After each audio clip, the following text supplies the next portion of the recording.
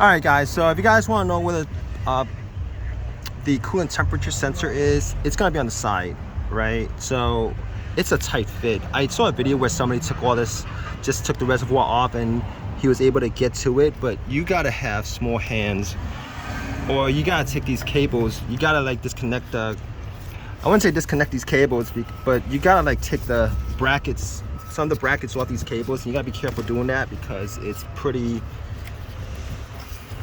you know, like large amount of electricity is going through here, pretty hectic. But I don't know if you guys can see it.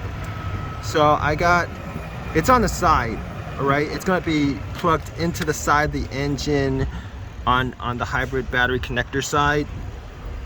I wish it was on the other side where there was just a lot more room, relatively speaking, but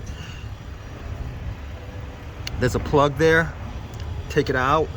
If you guys have an extension, you should be able to take that out, but obviously you guys want to make sure that you guys don't hit any of these any of these lines.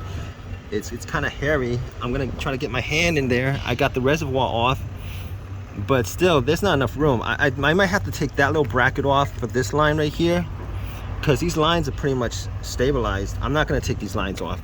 I'm definitely not gonna take these lines off.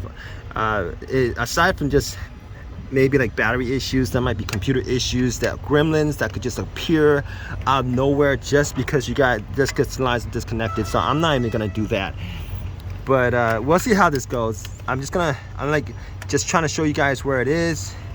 Normally it should be a pretty easy thing to do, but seeing as where it is, I might have to use a